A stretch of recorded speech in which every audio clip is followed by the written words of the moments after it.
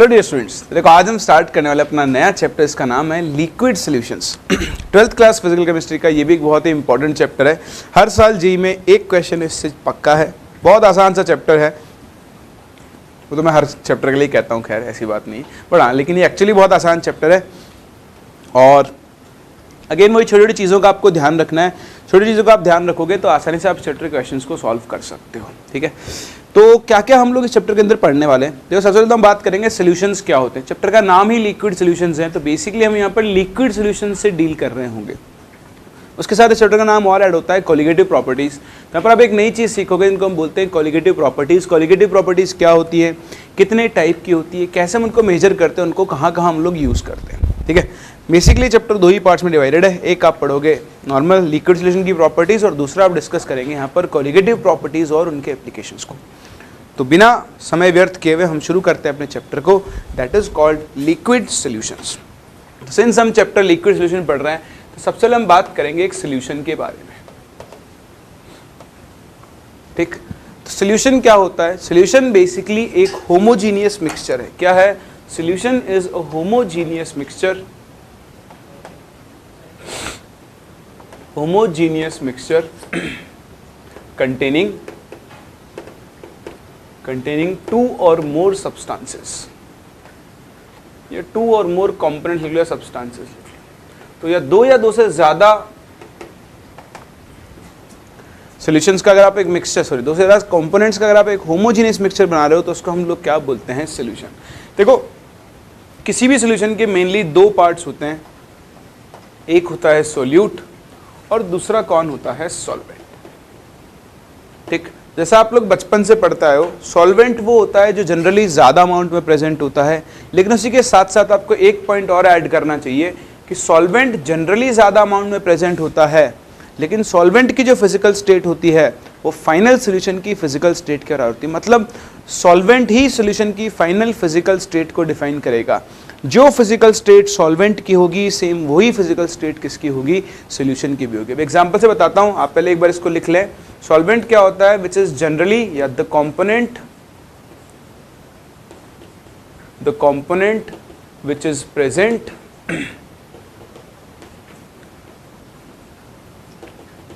in larger quantity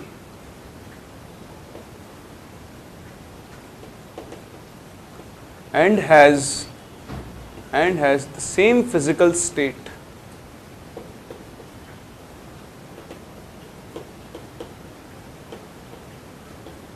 as that of the final solution। ठीक है, जैसे आपको एग्जांपल दूं, शुगर प्लस वाटर। ठीक है, तो आप शुगर को जब वाटर में मिक्स करते हो तो बताओ शुगर खुद कैसी होती है, सॉलिड, प्लस वाटर कैसा होता है, लिक्विड। बताओ फाइनल सॉल्यूशन जो होता है वो सॉल्यूशन नेचर में कैसा होता है, लिक्विड होता है। कभी ऐसा है शुगर को पानी में डालो और सॉलिड सॉल्यूशन बनाओ, नहीं बनाना, लिक्विड होता है। तो अब इररेस्पेक्टिव ऑफ अमाउंट, क्या इररेस्पेक्टिव ऑफ अमाउंट, कितना भी अमाउंट ले लो, यहां पर वाटर किसकी तरह काम करेगा, सॉल्वेंट, और शुगर किसकी तरह काम करेगा, सोल्यूट। क्यों, क्योंकि फाइनल सॉल्यूशन की फिजिकल स्टेट क्या है, लिक्विड। तो अगर आपने लिक्विड सॉलिड को मिक्स किया है तो लिक्विड ही यहां पर क्या होगा, सॉल्वेंट होगा, सॉलिड हमेशा क्या होगा, सोल्यूट। अब आप चाहे 5 ग्राम शुगर ले लो और 100 ml वाटर ले लो, या फिर आप 500 किलो शुगर ले लो और 100 ml वाटर ले लो, कोई फर्क नहीं पड़ता। यहाँ पर सॉल्वेंट कौन होगा, वाटर ही होगा। तो आप ये जो स्मॉलर अमाउंट वाली और लार्जर अमाउंट वाली डेफिनेशन लगाते हो, ये हम तब लगाते हैं जब दोनों की फिजिकल स्टेट क्या हो, सेम। फॉर एग्जाम्पल मैं आपसे कहूँ, ऐसे एग्जाम्पल ले रहा हूँ, वैसे तो हम मोल्स से और मोल फ्रैक्शन से कैलकुलेट करते हैं, बट इन जनरल बात कर रहा हूँ, 10 ml इथेनॉल और 100 ml वाटर। बताओ कौन सोल्यूट कौन सॉल्वेंट। तो देखो इथेनॉल भी लिक्विड, वाटर भी लिक्विड, और जो फाइनल सॉल्यूशन बनेगा वो भी कैसा होगा, लिक्विड। तो अब सब कुछ किस पे डिपेंड करेगा, अमाउंट पे। जिसका अमाउंट ज्यादा वो किसकी तरह काम करेगा, सॉल्वेंट। जिसका अमाउंट कम, बताओ वो किसकी तरह काम करेगा, सोल्यूट। अगर आप उल्टा कर दो, पटियाला बना दो, 10 ml H2O और मान लो 90 ml इथेनॉल, तो पटियाले से भी ज़्यादा हो गया ना। कोई बात नहीं। खैर अब बताएं किसका अमाउंट ज़्यादा है। तो इथेनॉल किसकी तरह काम कर रहा होगा, सॉल्वेंट, और वाटर आपका इसी तरह काम कर रहा होगा यहाँ पर सोल्यूट। तो जब फिजिकल स्टेट सेम होती है तब अब अमाउंट से बात करते हो, अदरवाइज अगर फिजिकल स्टेट सेम नहीं है तो सॉल्वेंट वो कंपोनेंट होता है जो फाइनल सॉल्यूशन की फिजिकल स्टेट को डिफाइन करता है। कर सकते हैं, ये तो ये पहली बेसिक सी बात सोल्यूट सॉल्वेंट के बारे में, ठीक है। दूसरी चीज़, law of conservation of mass. कोई भी सॉल्यूशन के जो दो कंपोनेंट होते हैं उनके मासेस का आप सम कर दो तो बताओ मास ऑफ सोल्यूट और मास ऑफ सॉल्वेंट हमेशा कितना आएगा, मास ऑफ सॉल्यूशन के बराबर। एक चीज़ तो ये। दूसरा, आप लोगों ने 11th क्लास में कंसंट्रेशन टर्म्स पढ़े थे, वहाँ पर हम एक टर्म पढ़ते थे मोल फ्रैक्शन। तो ये भी हम लोग सीख चुके हैं कि किसी भी मिक्सचर के अंदर जितने भी कंपोनेंट्स हैं, बताओ उनकी मोल फ्रैक्शन का सम हमेशा कितना होता है, 1। याद है? यहाँ पर कई बार आपको मोलैरिटी और मोलैलिटी को रिलेट करना पड़ सकता है, तो मैं आपको एक सिंपल सा रिलेशन याद करवा दूँ जो हम पहले भी पढ़ चुके हैं।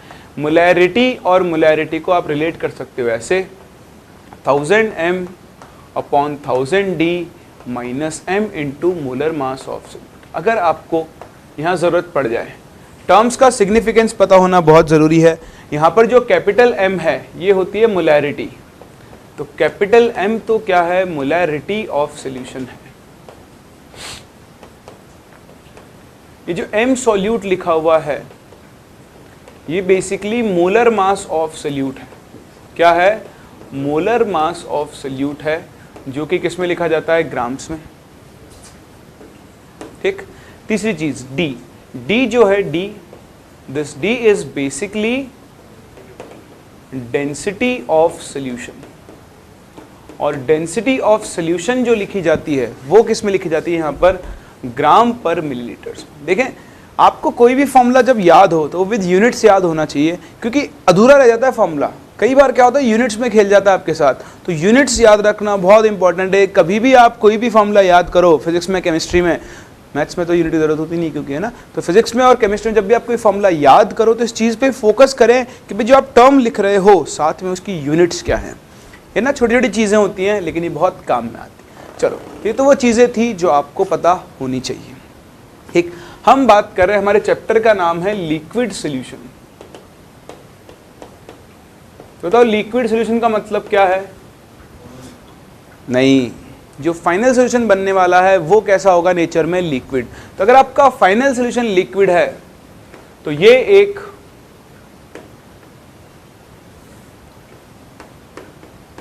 अटल सत्य हो चुका है, ठीक, जिसको कोई नहीं टाल सकता कि यहाँ पर सॉल्वेंट कौन होगा, लिक्विड। और जो आपका सोल्यूट है वो सोल्यूट कुछ भी हो सकता है, सॉलिड भी हो सकता है, लिक्विड भी हो सकता है और गैस भी हो सकता है। समझ रहे बात को? तो लिक्विड है तो आप अमाउंट से डिसाइड कर लोगे। अब अगर सॉलिड है तो लिक्विड क्या होगा अपना यहाँ, सॉल्वेंट, और गैस है तो भी लिक्विड क्या होगा, सॉल्वेंट। अगर आपको एक चीज़ और ध्यान याद होगी, हम एक्वस सोल्यूशन टर्म यूज़ करते हैं, और ये तो गांव का बच्चा जानता है कि एक्वस का मतलब कौन होता है, सॉल्वेंट। यहाँ पर कौन होगा, वाटर होगा, ठीक। तो एक्वस सॉल्यूशन भी लिक्विड सॉल्यूशन की कैटेगरी में ही आएगा, बस उसका सॉल्वेंट यहाँ पर कौन होता है, वाटर होता है। ये तो थी इंट्रोडक्शन की बात, छोटी छोटी चीज़ें जो आपको पता होनी चाहिए। आओ स्टार्ट करते हैं अपने चैप्टर को। एक्चुअली सिंस हमें यहाँ पर लिक्विड सॉल्यूशंस को पढ़ना है, लिक्विड्स की प्रॉपर्टीज़ को डिस्कस करना हमारे लिए बहुत इंपॉर्टेंट हो जाता है। और किसी भी लिक्विड की जो सबसे इंपॉर्टेंट प्रॉपर्टी होती है वो होती है उसका वेपर प्रेशर। क्या होता है, वेपर प्रेशर। एक लिक्विड के वेपर प्रेशर को मॉनिटर करके, उसे मेजर करके आप एक लिक्विड की बहुत सारी प्रॉपर्टीज़ को डिफाइन कर सकते हो। इसलिए हमें सबसे पहले चैप्टर को शुरू, एक्चुअली अपना चैप्टर में भी वेपर प्रेशर का बहुत ज़्यादा यूज़ है, तो और डिस्कस करते हैं कि वेपर प्रेशर क्या होता है, क्यों हम उसे डिफाइन करते हैं, कैसे वो एग्जिस्टेंस में आया, कैसे हम उसे मेजर करते हैं और कैसे हम उसे इस चैप्टर के अंदर यूज़ करेंगे। तो आए हेडिंग डालें, vapour pressure of a liquid.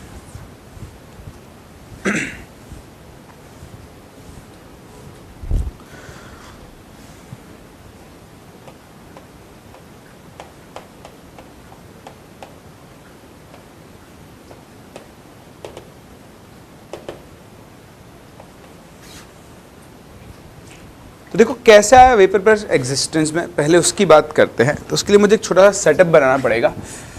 Setup is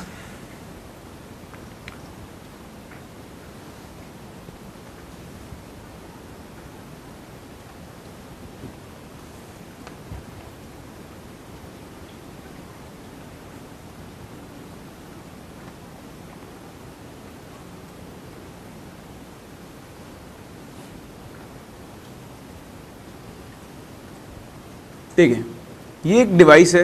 क्या आप इस डिवाइस का नाम जानते हैं? इस डिवाइस को हम बोलते हैं मैनोमीटर। क्या बोलते हैं? मैनोमीटर। तो ये एक मैनोमीटर है। इस मैनोमीटर को मैंने क्या किया है, एक लिक्विड के साथ कांटेक्ट में रख दिया है। तो यहाँ पर एक लिक्विड फिल कर दिया है मैंने।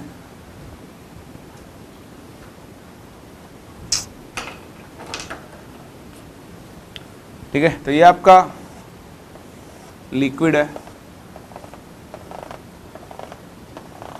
ठीक है, ये एक वॉलेटाइल लिक्विड है। क्या वॉलेटाइल लिक्विड का मतलब समझते हैं? वॉलेटाइल लिक्विड क्या होता है? जिसकी वेपर्स फॉर्म हो सकती हैं, उसे हम क्या बोलते हैं? एक वॉलेटाइल लिक्विड। तो एक वॉलेटाइल लिक्विड यहाँ रखा गया है, इसको ओपन कर दिया गया। शुरुआत में क्या रखा गया? दोनों साइड मरकरी कॉलम का जो था वो लेवल दोनों साइड क्या था? सेम। शुरुआत में जैसे मान लो आपने यहाँ पे एक नोजल लगा रखी है, नोजल बंद है, तो यहाँ पे दोनों side mercury column same height पर है। अब क्या किया आपने? थोड़ी नोजल को हटा दिया और थोड़ी देर के लिए सिस्टम को फ्री छोड़ दिया। थोड़ी देर के बाद जब आपने वापस आकर देखा तो एक्चुअली क्या हुआ, यहाँ से मरकरी कॉलम की हाइट में डिफरेंस आ चुका था। ये कॉलम थोड़ा नीचे शिफ्ट हो गया था और ये वाला कॉलम क्या हो गया था? थोड़ा ऊपर शिफ्ट हो गया। तो यहाँ पर दोनों जगह पर मरकरी कॉलम की हाइट में क्या आ रहा था? डिफरेंस आ रहा था। अब यहाँ तो यार एक लिक्विड रखा है, अगर यहाँ एक लिक्विड रखा है तो ये मरकरी कॉलम की हाइट में डिफरेंस क्या? एक और चीज़, डिफरेंस आकर कांस्टेंट हो गया था थोड़ी देर के बाद। ऐसा नहीं कि लगातार इंक्रीज हो रहा है, वो आकर क्या हो चुका था? कांस्टेंट हो चुका था। तो इसका रीज़न ढूंढने की कोशिश की गई कि आखिर ये डिफरेंस क्रिएट क्यों हो रहा है। तो उसका रीज़न छुपा हुआ था यहाँ पर। हुआ क्या कि भाई देखो, ये एक वॉलेटाइल लिक्विड है। अगर ये एक वॉलेटाइल लिक्विड है तो इसका मतलब यहाँ पर क्या इकट्ठा हुई होंगी? इसकी बहुत सारी वेपर्स अपने आप। कोई हीटिंग नहीं की है हमने भी, है ना, बस एक लिक्विड रखा हुआ है और अपने आप इसकी वेपर्स यहाँ पे इकट्ठा हुई तभी तो प्रेशर डिफरेंस क्रिएट हुआ। तो ये तो पक्का है कि यहाँ पर वेपर्स बन रही हैं, क्योंकि और कोई एयर गैस हमने यहाँ पे ऐड नहीं की। ये खाली था तो यहाँ पर वेपर क्रिएट हुई। वही वेपर चलकर यहाँ पर आई होंगी और उसी वेपर ने क्या किया होगा? यहाँ पर प्रेशर लगाया होगा। अब आप ध्यान से देखें, ठीक है, वेपर बन रही थी तो ये कॉलम का प्रेशर कांस्टेंट क्यों हो गया आगे? अगर वेपर्स बन रही हैं लगातार तो लगातार बन रही है, तो प्रेशर भी लगातार क्या होना चाहिए? बढ़ना चाहिए। मतलब कॉलम की हाइट में डिफरेंस कंटिन्यूसली क्या होता रहना चाहिए? चेंज होता रहना चाहिए। लेकिन वो क्या हो रहा है? कांस्टेंट हो रहा है। इसका मतलब अगर यहाँ पर ये कांस्टेंट हो रहा है, बताओ यहाँ प्रेशर, ये डिफरेंस कांस्टेंट कब होगा? जब इस डब्बे के अंदर प्रेजेंट ये जो वेपर मॉलिक्यूल्स हैं उनका अमाउंट भी क्या हो चुका होगा? कांस्टेंट। अगर वेपर मॉलिक्यूल्स का अमाउंट बदलता रहेगा, मान लो ये बढ़ता रहेगा तो प्रेशर डिफरेंस बढ़ना चाहिए। अगर ये कम होता रहेगा तो प्रेशर डिफरेंस क्या होना चाहिए? कम होना चाहिए। लेकिन वो एक फाइनल कांस्टेंट वैल्यू को अटेन कर रहा है। उसका रीजन क्या है? अगर हम सोचने की कोशिश करें, जैसे आपने पढ़ा हुआ होगा बचपन में, पर फिर भी इसका कांस्टेंट प्रेशर होने का रीजन क्या है? कि भाई देखो, लिक्विड वेपर में कन्वर्ट हो रहा है। अगर ये कंटेनर ओपन होता, क्या होता? ये कंटेनर अगर ओपन होता तो देखो क्या होता? सारे लिक्विड मॉलिक्यूल उड़ जाते हैं। अभी मैं और आपको एक वेपर पे एक्सप्लेन करूंगा, तब आपसे बात करूंगा, है ना। तो सारा लिक्विड ऊपर उड़ जाता, लेकिन अभी डब्बा क्या है आपका? क्लोज्ड है। तो ये जो मॉलिक्यूल्स होंगे ये इस कंटेनर की वॉल से टकरा कर वापस किस में कन्वर्ट हो रहे होंगे? लिक्विड में। इसका मतलब यहाँ पर सिर्फ ऐसा प्रोसेस नहीं हो रहा है कि लिक्विड वेपर में कन्वर्ट हो रहा है, साथ साथ वेपर्स भी वापस किस में कन्वर्ट हो रही हैं? लिक्विड में कन्वर्ट हो रही है। तो प्रेशर कांस्टेंट कब होगा? जब यहाँ पर जिस रेट से वेपरेशन हो रहा है, मतलब लिक्विड मॉलिक्यूल्स वेपर में कन्वर्ट हो रहे हैं, सेम उसी रेट से वापस से क्या हो रहा होगा? वेपर मॉलिक्यूल्स भी किस में कन्वर्ट हो रहे होंगे? लिक्विड में। मान लो 5 मॉलिक्यूल्स पर सेकंड वेपर में कन्वर्ट हो रहे हैं और 5 मॉलिक्यूल्स पर सेकंड ही वापस से लिक्विड में कन्वर्ट हो रहे हैं। बताओ यहाँ पर वेपर के मॉलिक्यूल्स का नंबर क्या हो जाएगा, कांस्टेंट, और इसी वजह से यहाँ पर प्रेशर क्या हो रहा है, कांस्टेंट हो रहा है। बोलो बात समझ में आती है। तो ये जो कंडीशन आती है उसे हम क्या बोलते हैं, इक्विलिब्रियम। क्या बोलते हैं, इक्विलिब्रियम। इस कंडीशन में ये जो प्रेशर आप मेजर कर रहे हो, इसी प्रेशर को हम लोग क्या बोलते हैं, वेपर प्रेशर ऑफ लिक्विड बोलते हैं। मान लो ये आ गया 20 mmHg, तो इस गिवन कंडीशन पे इस लिक्विड का वेपर प्रेशर कितना होगा, 20 mmHg होगा। बोलो बात समझ में आती है। फर्दर जो मैं आपसे कह रहा था, देखो प्रोसेस की बात करते हैं। होता क्या है, अगर हम लिक्विड के लिए बात करें तो लिक्विड के अंदर एक प्रोसेस होता है इवेपोरेशन। क्या होता है, इवेपोरेशन। देखो दो चीज़ होती है कि इवेपोरेशन होता है और एक वेपराइजेशन होता है, दोनों अलग अलग होते हैं। वेपरेशन क्या होता है, बॉइलिंग पॉइंट के ऊपर होता है, लेकिन बॉइलिंग पॉइंट के नीचे हमेशा क्या होता है, इवेपोरेशन होता है। क्यों होता है इवेपोरेशन, उसको समझने की कोशिश करते हैं। तो देखो उसके लिए हम क्या करते हैं, एक और कंटेनर लेते हैं, ठीक है। ये कंटेनर है, इसमें आपने एक लिक्विड भर दिया,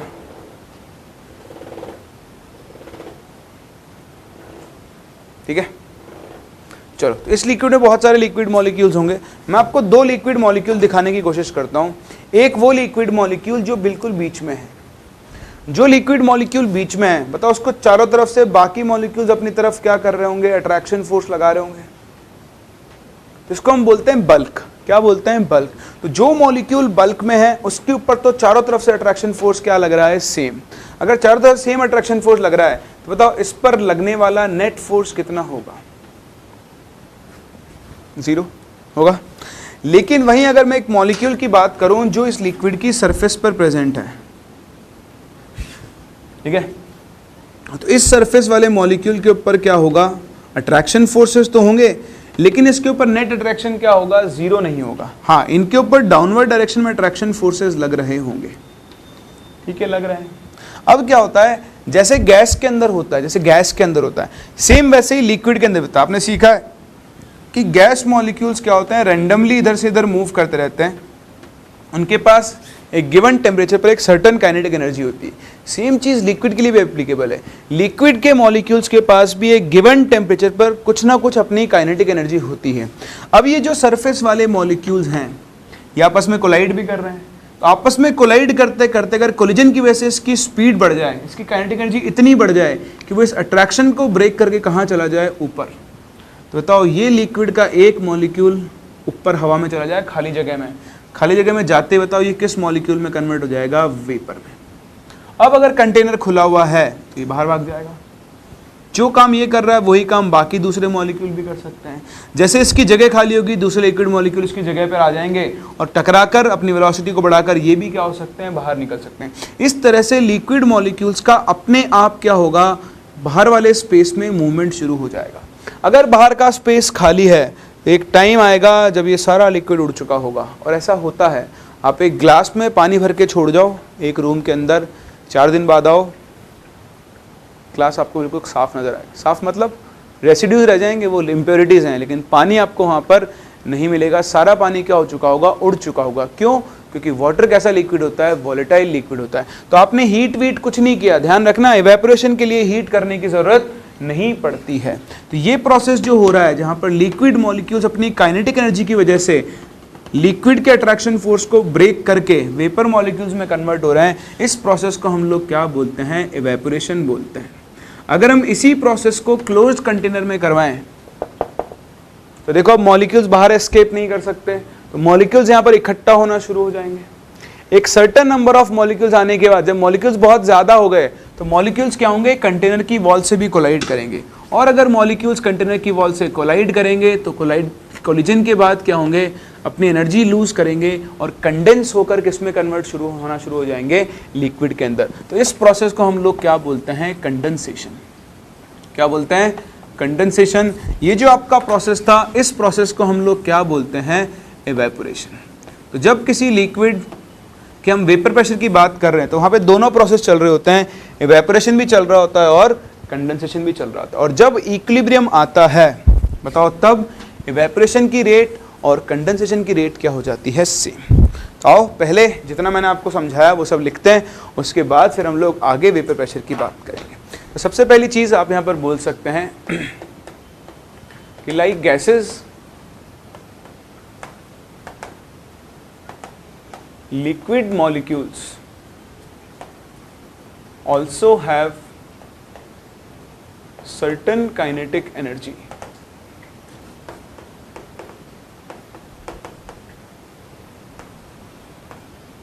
at a given temperature.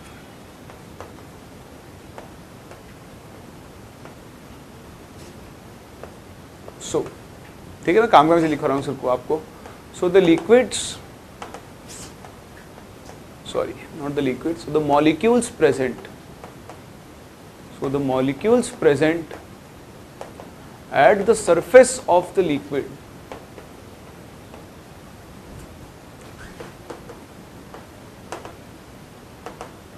बताओ, जो मॉलिक्यूल सरफेस पे प्रेजेंट है उनके लिए क्या होता है? If they have sufficient kinetic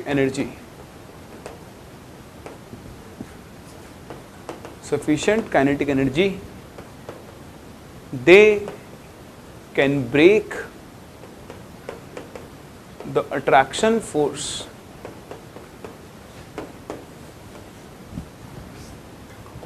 of other molecules and escape into the empty space above liquid.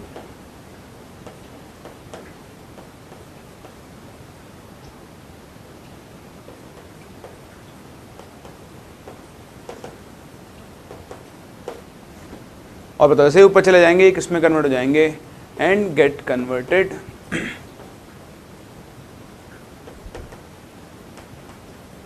Into किसके अंदर?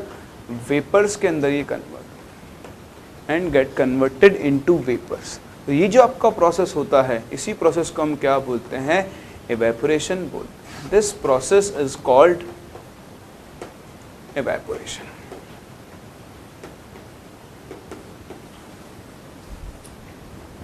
तो इस तरह से एक लिक्विड बिना हीट किए, ध्यान रखना हम यहाँ हीटिंग वीटिंग कुछ नहीं कर रहे हैं, एक गिवन टेम्परेचर पर बिना हीट किए भी लिक्विड वेपर्स में कन्वर्ट होता है. फॉर एग्जांपल, अगर मैं आपसे कहूँ कि मेरे पास ये पानी की बोतल है और मैं आपसे पूछूं कि इस बोतल में खाली जगह है, क्या यहाँ पर वाटर वेपर्स होंगी? तो आप बोलोगे हाँ बिल्कुल होगी, हमेशा होगी. क्यों? क्योंकि वाटर कैसा लिक्विड है? वॉलेटाइल लिक्विड है. आपको दिख नहीं रही है क्योंकि वाटर वेपर्स का कलर नहीं होता. अगर वाटर वेपर ब्लैक कलर की होती ना तो अपना पे हल्का हल्का ब्लैक कलर भी दिखाई दे सकता था. वो डिपेंड करता है अमाउंट वाटर वेपर्स का ज़्यादा है या फिर कम है. लेकिन हाँ, हर जगह जहाँ पानी है उसकी सरफेस के ऊपर क्या प्रेजेंट होंगी? वेपर ज़रूर प्रेजेंट होंगी, क्योंकि इवेपोरेशन चलता रहता है. बात समझ में आई? दूसरा, अगर मैं आपसे इवेपोरेशन की कुछ प्रॉपर्टीज़ की बात करूँ तो आप ध्यान रखना, इवेपोरेशन एक सरफेस फिनोमिना है. क्या है? इवेपोरेशन एक सरफेस फिनोमिना है. अब यहाँ पे लिखें, evaporation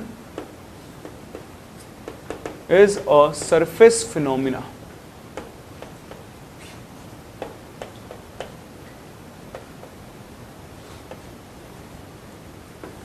That is, it depends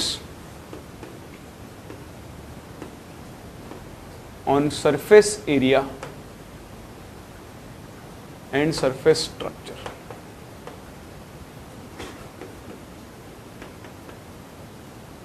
ठीक, देखो क्या, जैसे मैं एक वेसल लूं इस शेप की, ठीक, एक वेसल लूं मैं इस शेप की, यहां पर भी 5 लीटर पानी भर दूं, यहां पर भी 5 लीटर पानी भर दूं. बताओ कहां इवेपोरेशन ज्यादा हो रहा होगा?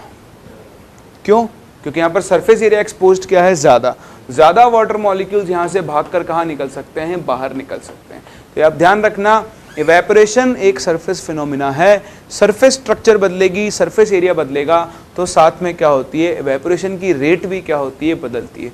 जितना ज़्यादा सरफेस एरिया एक्सपोज्ड होगा, बताओ इवेपोरेशन की रेट भी क्या होगी? उतनी ही ज़्यादा होगी. समझ में आता है?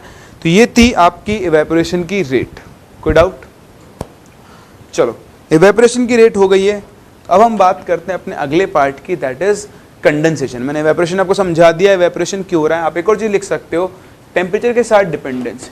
इवेपोरेशन क्या होगा? टेम्परेचर के साथ साथ इंक्रीज होगा. क्या होगा? इंक्रीज होगा. क्यों? क्योंकि जैसे जैसे आप टेम्परेचर बढ़ाओगे, लिक्विड मॉलिक्यूल्स की काइनेटिक एनर्जी बढ़ेगी. अगर उनकी काइनेटिक एनर्जी बढ़ेगी तो साथ में इवेपोरेशन की रेट भी क्या होगी? बढ़ेगी. तो evaporation increases evaporation increases with increase in temperature.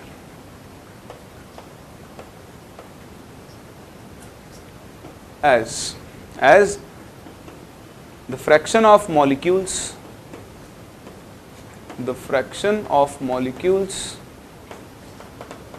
with high kinetic energy increases. आपको याद है आपने गैसेस के अंदर वो मैक्सवेल्स डिस्ट्रीब्यूशन कर्व पढ़ा था, ऐसा वाला। तो जैसे हम टेम्परेचर बढ़ाते हैं उन मॉलिक्यूल्स का नंबर बढ़ता जाता है जिनके पास हाई काइनेटिक एनर्जी होती है। तो अगर हाई काइनेटिक एनर्जी वाले मॉलिक्यूल्स बढ़ेंगे तो वो सरफेस फोर्स को आसानी से ब्रेक कर सकते हैं, तो वो वेपर्स ज़्यादा भी फॉर्म कर सकते हैं। तो आप ध्यान रखना, वैसे तो कभी पूछा नहीं गया है लेकिन पूछा जा सकता है, इवेपोरेशन टेम्परेचर के साथ क्यों बढ़ता है। उसका रीज़न सिर्फ इतना नहीं है कि काइनेटिक एनर्जी बढ़ती है, उसका रीज़न इतना है कि उन मॉलिक्यूल्स का नंबर बढ़ जाता है जो सरफेस फोर्स को ब्रेक करके कहाँ निकल सकते हैं, बाहर निकल सकते हैं। तो this was all about evaporation. सबसे पहली चीज़ तो आपको ये पता होनी चाहिए। क्लियर? कॉपी करें, फिर हम वापस चलते हुए डायग्राम पे कंडेंसेशन की बात करते हैं और फिर वहाँ से डिफाइन करेंगे वेपर प्रेशर को। किसको? वेपर प्रेशर को।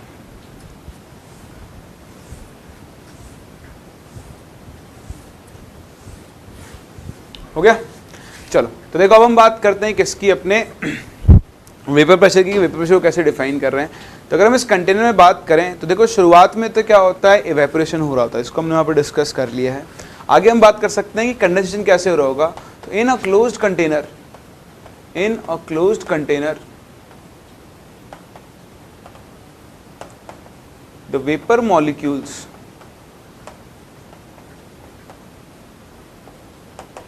will collide with the walls of container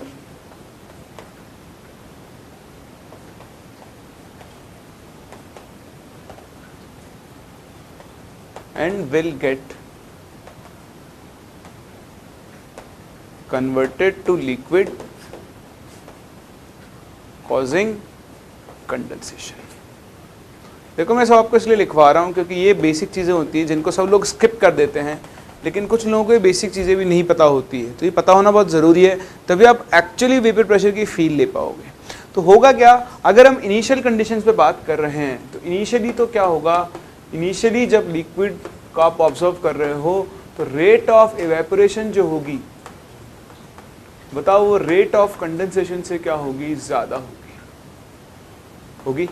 लेकिन जैसे जैसे टाइम पास होता जाएगा, जितने ज़्यादा लिक्विड मॉलिक्यूल्स वेपर के अंदर कन्वर्ट हो जाएंगे, यहाँ वेपर्स उतनी ज़्यादा इकट्ठी होती जाएंगी और फिर वो कंटेनर की वॉल से कोलाइड करके लिक्विड में कन्वर्ट होना शुरू कर देगी। यानी धीरे धीरे रेट ऑफ कंडेंसेशन भी क्या होती जाएगी, बढ़ती जाएगी।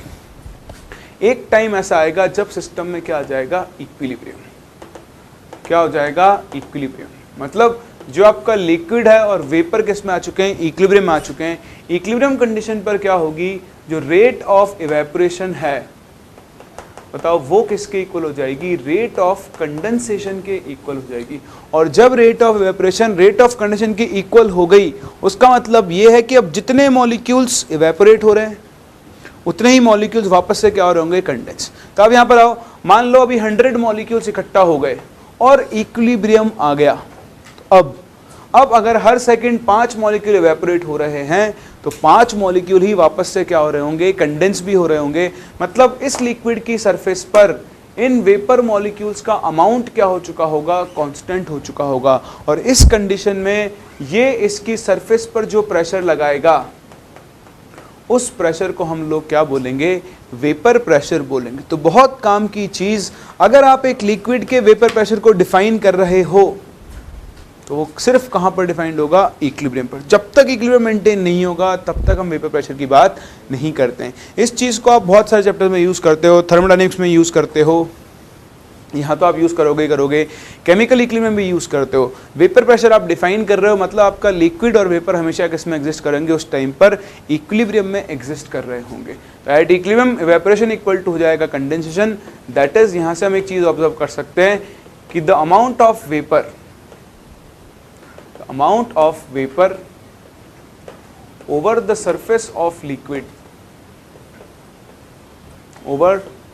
surface of liquid at this condition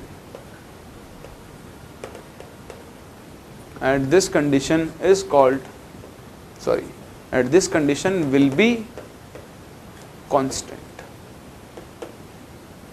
and the pressure applied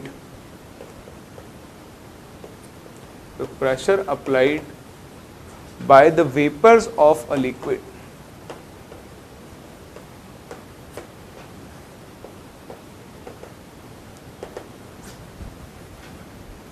over its surface at equilibrium condition is called vapor pressure.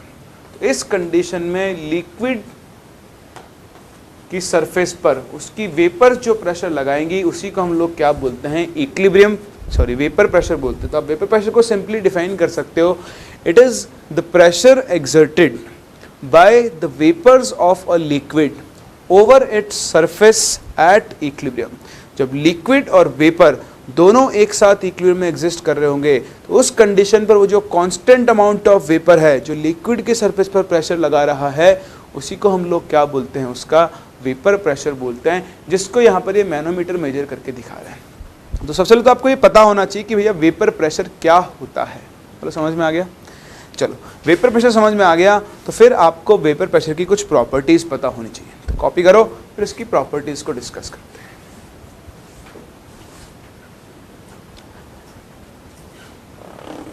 तो देखो वेपर प्रेशर के बारे में सबसे इंपॉर्टेंट कुछ पॉइंट्स जो आपको पता होने चाहिए। सबसे पहला पॉइंट यहाँ पे आप लिखें कि vapour pressure is not a surface phenomena. सबसे पहली चीज, जैसे आपने देखा था इवेपोरेशन सरफेस फिनोमिना है, ये सरफेस फिनोमिना नहीं है। इसका मतलब क्या? इसका मतलब ये कि vapour pressure does not depend on, किस चीज पर डिपेंड नहीं करता है। पहला, अमाउंट ऑफ लिक्विड, आप कितना भी अमाउंट ऑफ लिक्विड ले लो।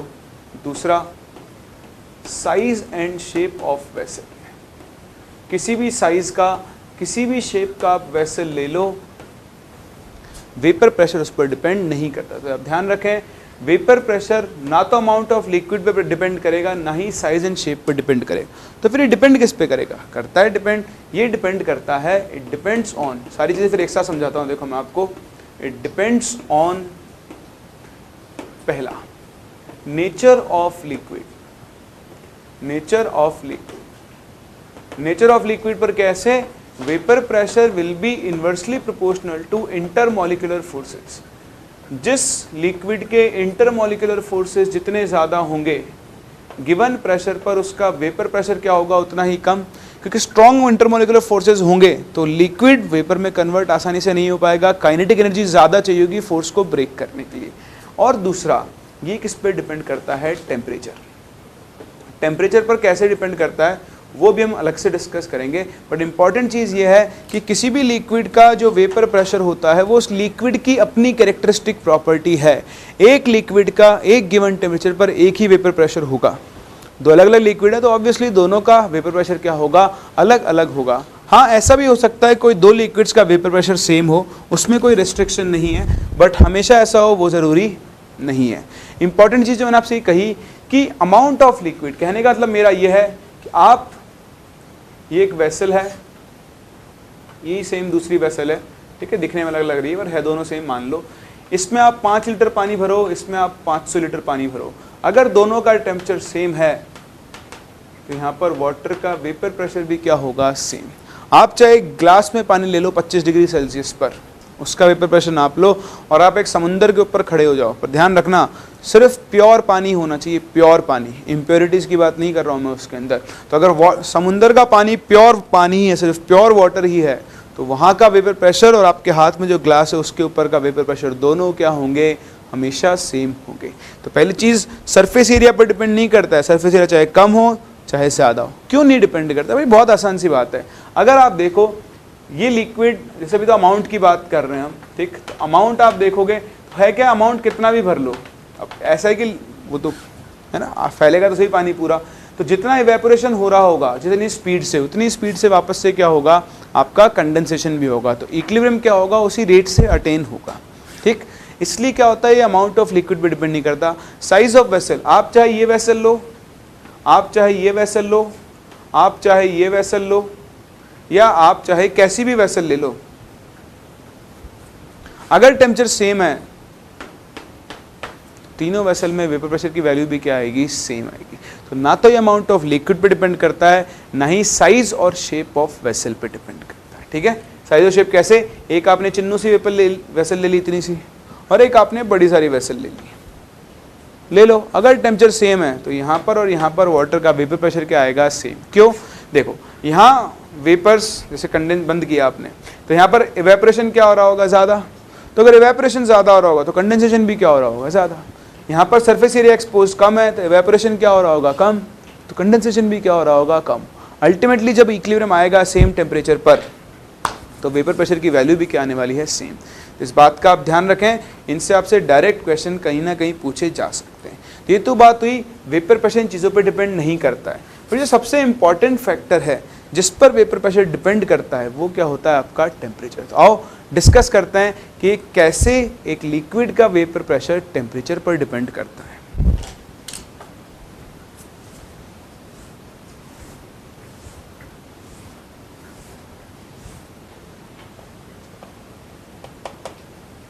तो देखिए, variation of vapour pressure of liquid with temperature. और इसे हम एक इक्वेशन के नाम से जानते हैं, इसको हम बोलते हैं क्लॉसियस क्लैपेरॉन इक्वेशन। ठीक है, तो बहुत आसान होता है ये, उसको अपन डिराइव करते हैं। डिराइव करने के लिए आपको क्या करना पड़ेगा, आप देखो वेपरेशन जो हो रहा है इस प्रोसेस में एक्चुअली क्या हो रहा है। जब हम वेपर प्रेशर की बात कर रहे हैं तो एक लिक्विड है वो अपनी वेपर में कन्वर्ट हो रहा है, और हम जब वेपर प्रेशर आ गए, जब वेपर प्रेशर को डिफाइन कर रहे हैं तो हम कहाँ की बात कर रहे हैं, इक्विलिब्रियम की बात कर रहे हैं। तो कुछ चीज़ें पहले मैं आपको सामने से कैलकुलेट करा दूँ इस प्रोसेस के लिए। आप एक लिक्विड को गैस में बदल रहे हो, बताओ इस रिएक्शन का जो एंथैल्पी चेंज होगा उसे हम लोग क्या बोलेंगे, डेल्टा एच वेपरेशन। सीखा आपने थर्मोडायनेमिक्स के अंदर। दूसरा बताओ, इस रिएक्शन के लिए, एक रिएक्शन के लिए ना हम वॉल्यूम चेंज कैलकुलेट करते हैं, डेल्टा वी। क्या कैलकुलेट करेंगे, डेल्टा वी। बताओ इस रिएक्शन के लिए डेल्टा वी किसके इक्वल होगा, volume of x gas minus volume of x liquid. अगर हम सेम कंडीशंस पे बात करें, एट सेम कंडीशंस, बताओ सेम कंडीशन पर लिक्विड और वॉल्यूम में से कौन ज़्यादा वॉल्यूम ऑक्यूपाई करेगा, गैस। अगर मैं आपसे 1 मोल वाटर बोलूँ और 1 मोल स्टीम बोलूँ तो बताओ कौन सेम कंडीशन पे 25 डिग्री सेल्सियस पर स्टीम जो वॉल्यूम ऑक्यूपाई करेगी वो ज़्यादा होगा एज कंपेयर टू लिक्विड। तो हम ये जानते हैं कि वॉल्यूम ऑफ गैस क्या होता है, वॉल्यूम ऑफ लिक्विड से बहुत ज़्यादा होता है। इसलिए इस रिएक्शन में हम लिक्विड के वॉल्यूम को क्या कर सकते हैं, नेगलेक्ट। जैसे ही नेगलेक्ट करेंगे, बताओ इस रिएक्शन के लिए डेल्टा वी की वैल्यू किसके इक्वल हो जाएगी, वॉल्यूम ऑफ गैस के, जिसको हम RT अपॉन P लिख सकते हैं। फॉर 1 मोल गैस अज्यूमिंग कौन सा बिहेवियर, आइडल बिहेवियर।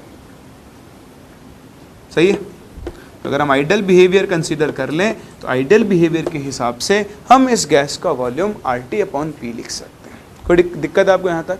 चलो, ये करने के बाद अब हम चलते हैं थर्मोडायनेमिक्स के पास। किसके पास, थर्मोडायनेमिक्स के पास। तो देखो, हमने जब थर्मोडायनेमिक्स पढ़ी थी, मैंने आपको ये इक्वेशन याद रखने को कहा था। हमने इलेक्ट्रोकेमिस्ट्री में इसको थोड़ा सा यूज़ किया था कि किसी भी सिस्टम के लिए आप dg इज इक्वल्स टू क्या लिख सकते हो, VdP माइनस SdT। यहाँ पर G होती है गिब्स फ्री एनर्जी, V होता है कौन, volume, P pressure, S entropy और T टेम्परेचर। अगर हम इक्विलिब्रियम की बात कर रहे हैं, बताओ इक्विलिब्रियम पर dg कितना हो जाता है, 0। जैसे dg 0 होगा, बताओ VdP किसके इक्वल हो जाएगा, SdT होगा। अब आप ध्यान दें, मैंने आपको थर्मोडायनेमिक्स में ये भी सिखाया था, अगर आपको नहीं पता हो तो ध्यान रखना। ये एक रिएक्शन है, एक रिएक्शन के लिए एंट्रोपी नहीं होती है, एक रिएक्शन के लिए होती है चेंज इन एंट्रोपी। क्या डिफाइन होती है, चेंज इन एंट्रोपी। तो अगर हम एक रिएक्शन के लिए बात कर रहे हैं तो किसी भी रिएक्शन के लिए एंट्रोपी नहीं होता एस, बल्कि क्या होता है डेल्टा एस। सेम इसी तरह, अच्छा बताओ मैं आपसे पूछूं इस रिएक्शन का वॉल्यूम कितना होगा, तो रिएक्शन का भी वॉल्यूम थोड़ी होगा, क्या होगा रिएक्शन में, तो वॉल्यूम चेंज होगा। जब रिएक्टेंट किस में कन्वर्ट हो रहा है, प्रोडक्ट में, तो वॉल्यूम क्या होगा, चेंज। ऐसे ही हम V की जगह क्या लिखेंगे, डेल्टा V। जैसे आप ये दोनों वैल्यूज यहाँ प्लेस करते हो तो आप देखें delta V into D P, बताओ किसके इक्वल हो जाएगा, डेल्टा S इंटू टी, और लिख सकता हूँ तो आप यहाँ से sorry delta S into D T, तो आप क्या करो ऐसे कर लो D P upon D T को आप क्या लिख सकते हो, delta S upon delta V। बोले यहाँ तक कोई डाउट है, समझ में आ रहा है आपको? अगर आपको समझ में आ रहा है तो अब हम बात करते हैं डेल्टा एच की। देखो इस प्रोसेस के लिए डेल्टा एच वेपरेशन आपको दिया हुआ है, तो जो डेल्टा एस होगा बताओ वो किसके इक्वल होगा, डेल्टा एच अपॉन टी के। ये भी हमें थोड़ा इसके अंदर सीखा था। जैसे ही आप इस वैल्यू को यहाँ रखो और बताओ डेल्टा वी तो आपने भी कैलकुलेट किया ही है, वो किसके इक्वल होगा, आर टी अपॉन पी के।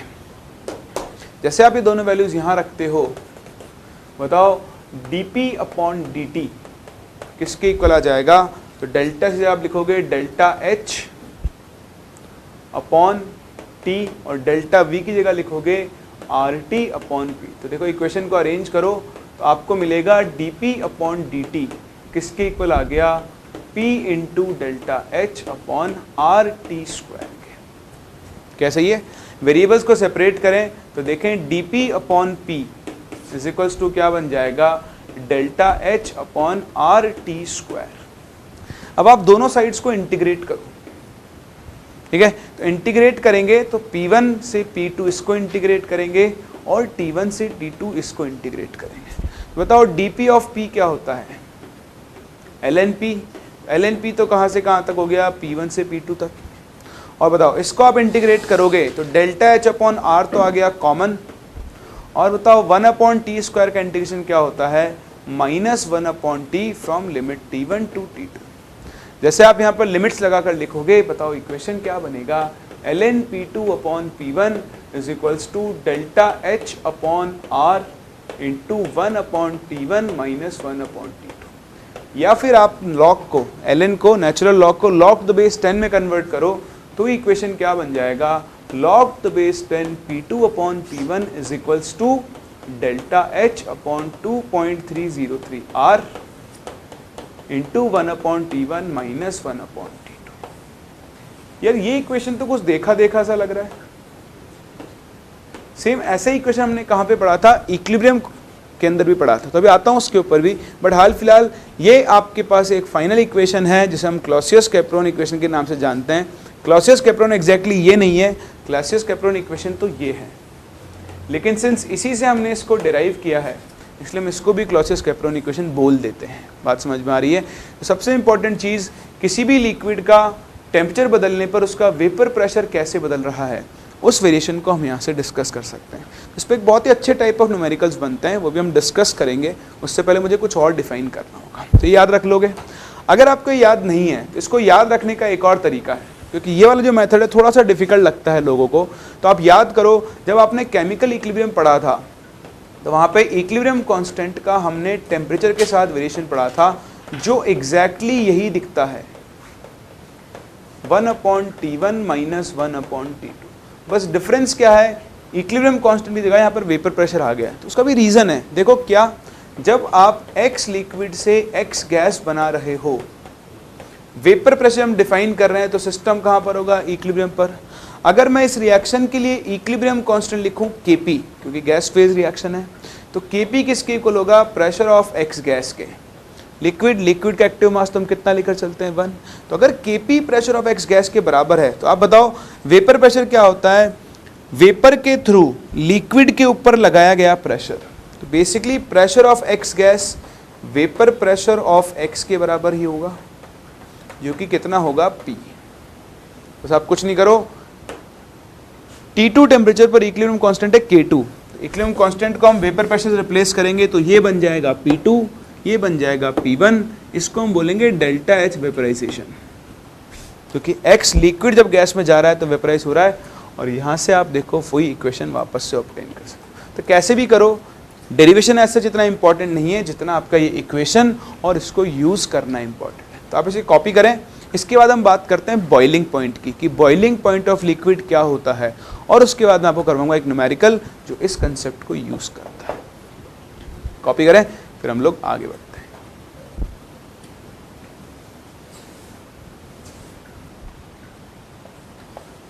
तो देखो, अब अगर हमने वेपर प्रेशर डिफाइन कर लिया है, तो हम इस स्टेज पर आ चुके हैं कि हम एक लिक्विड के बॉइलिंग पॉइंट को डिफाइन कर सकें। देखो, भूल जाना ये डेफिनेशन कि बॉइलिंग पॉइंट वो टेम्परेचर होता है जहाँ पर एक लिक्विड बॉइल होता है। ये तो कोई आर्ट्स का स्टूडेंट भी बता देगा, कॉमर्स का भी बता देगा, जिसने नहीं पढ़ेगी ना वो भी बता देगा, जो सब इंग्लिश भी पढ़ता हो। ठीक है, आप साइंस के स्टूडेंट हो, आपको इसकी साइंटिफिक लैंग्वेज पता होनी चाहिए, डेफिनेशन वो हमेशा के लिए याद रखना। कई चैप्टर्स में घूमते फिरते आपके यूज़ आती रहेगी। थर्मोडायनेमिक्स में मैंने आपको बताया था, यहाँ भी बता रहा हूँ, किसी भी लिक्विड का बॉइलिंग पॉइंट वो टेम्परेचर होता है जहाँ पर उस लिक्विड का वेपर प्रेशर, क्या वेपर प्रेशर किसके इक्वल हो जाए, एक्सटर्नल प्रेशर के। तो देखो, जैसे सपोज ये आपका लिक्विड है, मान लो बाहर कुछ पी एक्सटर्नल प्रेशर लगा हुआ है, तो आपने लिक्विड रखा, अभी इस लिक्विड की कुछ वेपर्स हैं, तो मान लो मैं पिक्चर के आपको दे दूं 2 ATM है, मान लो अभी यहाँ पर वेपर है, तो ये वेपर इकट्ठा हुई और इस वेपर का प्रेशर आया कुछ 0.5 ATM। ठीक है, अभी एक टेम्परेचर है T, मान लो 25 डिग्री सेल्सियस। तो बताओ 25 डिग्री सेल्सियस इसका बॉइलिंग पॉइंट होगा या नहीं? नहीं होगा। क्यों? क्योंकि अभी लिक्विड का वेपर प्रेशर है 0.5, जबकि बाहर का प्रेशर कितना है 2 ATM। तो बताओ बॉइलिंग पॉइंट मतलब इस वेपर प्रेशर को बढ़ाने के लिए आपको क्या करना पड़ेगा? और वेपर्स बनानी पड़ेंगी, और वेपर्स बनाने के लिए इसके नीचे आग लगानी पड़ेगी, मतलब इसको हीट करना पड़ेगा। तो अगर मैं इस लिक्विड को हीट करना शुरू करूंगा तो देखो और ज़्यादा वेपर्स किस में कन्वर्ट होंगी, और ज़्यादा लिक्विड किस में कन्वर्ट होगा, वेपर्स में। यहाँ पर वेपर्स का अमाउंट क्या बनेगा, ज़्यादा। अगर वेपर्स का अमाउंट ज़्यादा बनेगा तो बताओ वेपर प्रेशर भी धीरे धीरे क्या होगा, बढ़ेगा। तो बताओ कब तक वेपर प्रेशर को मैं बढ़ाता रहूँगा, जब तक वो कहाँ नहीं पहुँच जाए 2 ATM। जिस टेम्परेचर पर मान लो 50 डिग्री या मान लो 45 डिग्री सेल्सियस पर इसका प्रेशर बढ़कर 2 ATM पहुँच गया, बताओ 45 डिग्री ही क्या होगा, मेरा बॉइलिंग पॉइंट होगा। तो बॉइलिंग पॉइंट की डेफिनेशन नहीं रटनी है, उसका आपको मतलब समझना है। किसी भी लिक्विड के लिए वो टेम्परेचर जहाँ पर उसका वेपर प्रेशर किसके इक्वल हो जाए, एक्सटर्नल प्रेशर के। तो लिखें इसकी definition, the temperature at which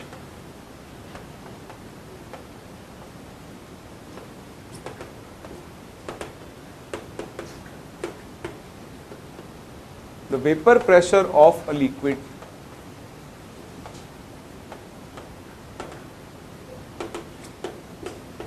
become equal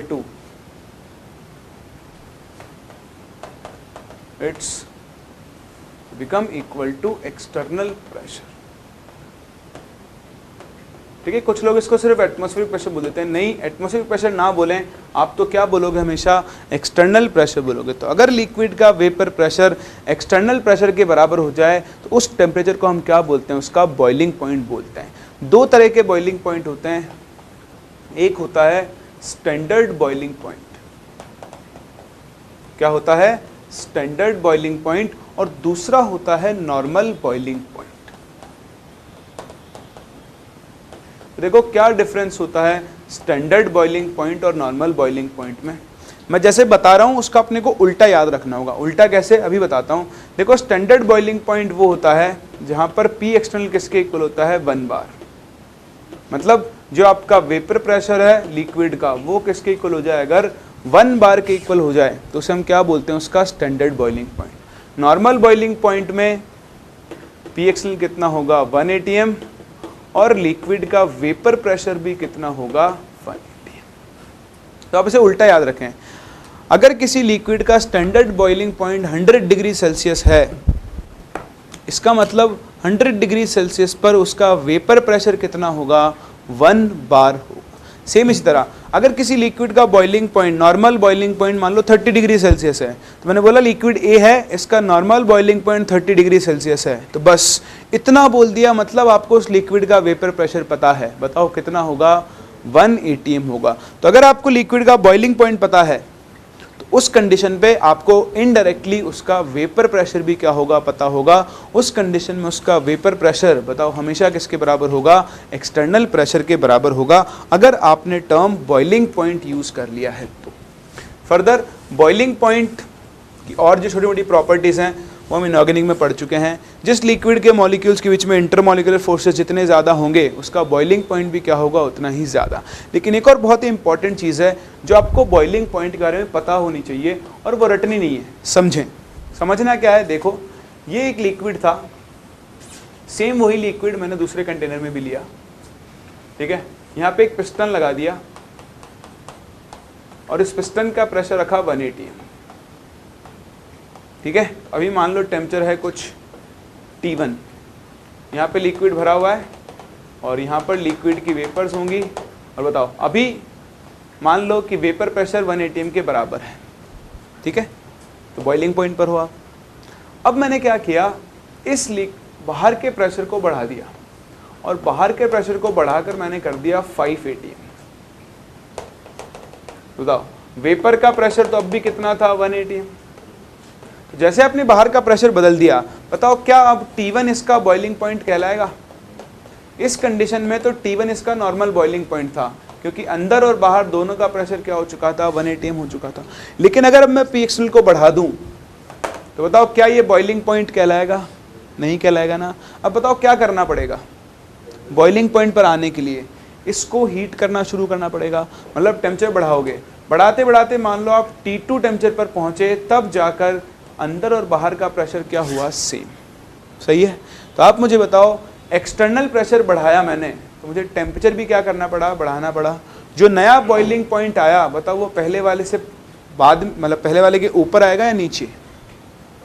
ऊपर आएगा ना, ज़्यादा आएगा ना। तो कहने का मतलब यह है कि जैसे जैसे आप एक लिक्विड, जैसे आप एक्सटर्नल प्रेशर बढ़ाते जाओगे वैसे वैसे क्या होता होगा, लिक्विड का बॉइलिंग पॉइंट भी बढ़ता जाएगा। मान लो एक लिक्विड का वेपर प्रेशर था 0.5 atm, एक बार आपको इसे पहुंचाना है 1 atm और एक बार आपको इसे पहुंचाना है 5 atm। बताओ किस केस में ज़्यादा हीट करना पड़ेगा? जब आपको इसे कहाँ पहुंचाना पड़ रहा है, 5 atm पर पहुंचाना पड़ रहा है। तो ये ध्यान रखें, एक लिक्विड का बॉइलिंग पॉइंट एक्सटर्नल प्रेशर बढ़ाने के साथ साथ हमेशा क्या होता है, बढ़ता है।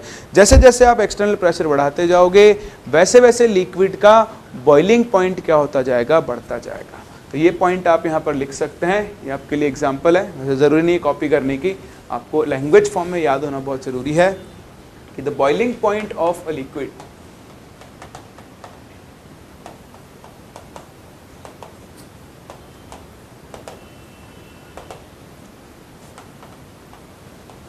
increases with increase in vapor pressure, sorry, external pressure।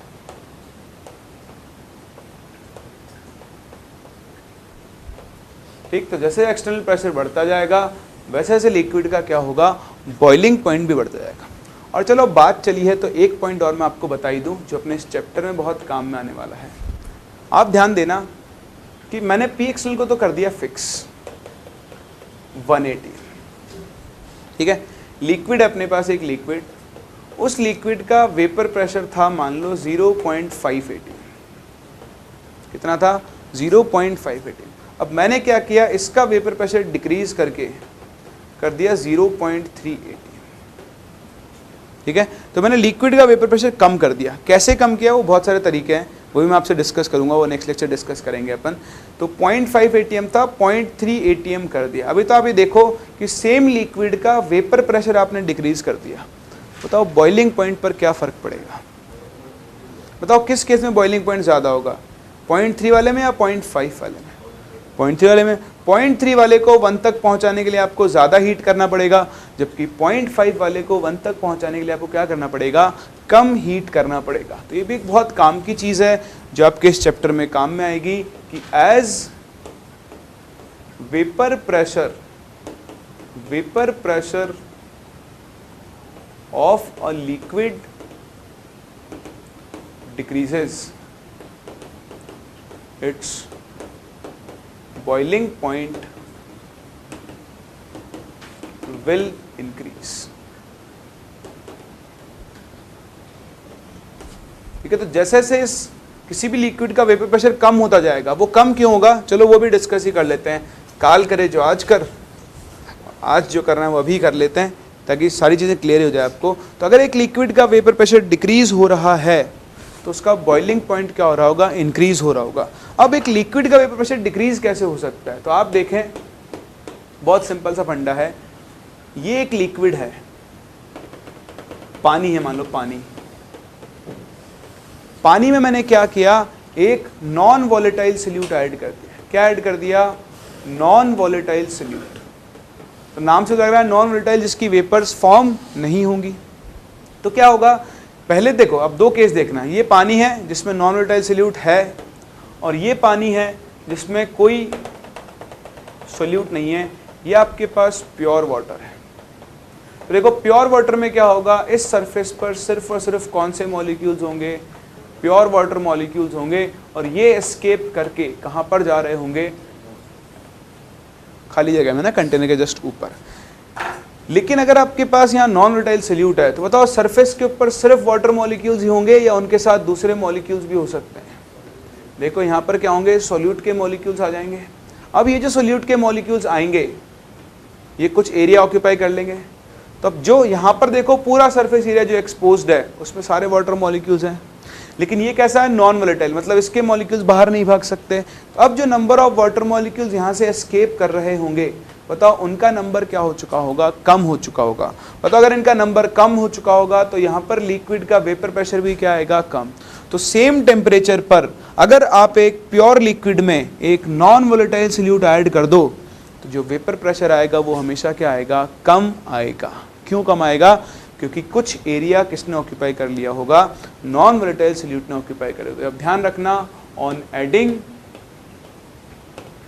adding a non-volatile solute to a pure volatile liquid यानी solvent, its vapor pressure decreases and hence its boiling point will क्या होगा, तो ये प्रॉपर्टी मैं काम में लूंगा जब मैं आपको कोलिगेटिव प्रॉपर्टीज पढ़ाऊंगा तब। बट हाल फिलहाल आप ध्यान रख सकते हैं कि अगर आप एक प्योर सॉल्वेंट में एक नॉन वोलेटाइल सोल्यूट ऐड करो तो उसका वेपर प्रेशर क्या होता है, डिक्रीज, और अगर उसका वेपर प्रेशर डिक्रीज होगा तो उसका बॉइलिंग पॉइंट क्या होगा, इंक्रीज। इसका आप रीजन लिख सकते हैं as the solute molecules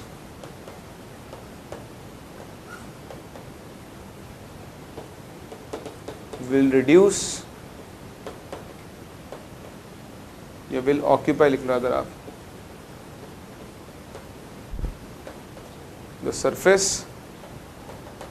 and will reduce the number of solvent molecules which can evaporate। ठीक है, तो जितनी सरफेस से इवेपोरेशन हो सकता था उस सरफेस को इसने क्या कर दिया है, कम कर दिया है। इसलिए क्या होगा, आपका वेपर प्रेशर डिक्रीज होता है। ये थी कहानी एक लिक्विड के लिए वेपर प्रेशर की बॉइलिंग पॉइंट की। आप देखो मैंने हर एक चीज़ यहाँ पे कवर की, आपको समझाई है। पूरा लेक्चर मैंने इसीलिए डिवोट किया है कि सबसे पहले आप बेसिक चीज़ समझ पाओ कि भाई वेपर प्रेशर क्या होता है, बॉइलिंग पॉइंट क्या होता है, वेपर प्रेशर वेरी कैसे करेगा, वेपर प्रेशर के साथ साथ बॉइलिंग पॉइंट कैसे वेरी करेगा। तो ये लेक्चर बहुत इंपॉर्टेंट है, इन पॉइंट्स को आप ध्यान से अच्छे से रिवाइज करें। और एक क्वेश्चन, तो क्वेश्चन मैं आपको होमवर्क पे दे रहा हूँ, आप ट्राई करें। नेक्स्ट लेक्चर हम क्या करेंगे, उसको डिस्कस करेंगे। पहले आप ये कॉपी करो, फिर हम लोग बात करते हैं अपने क्वेश्चन के बारे में।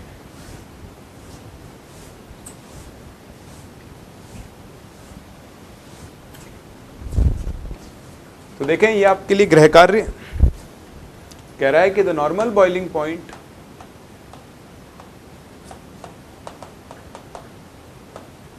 Of water is 373 kelvin. ठीक, कह रहा है कि vapour pressure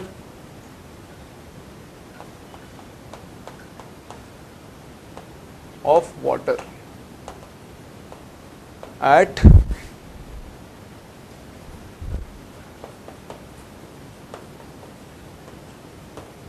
temperature T is T Kelvin ले लो is 19 millimeters of Hg। कह रहा है if enthalpy of evaporation delta H evaporation of water is value आपको दी हुई है 40.67 किलो जूल पर मोल, then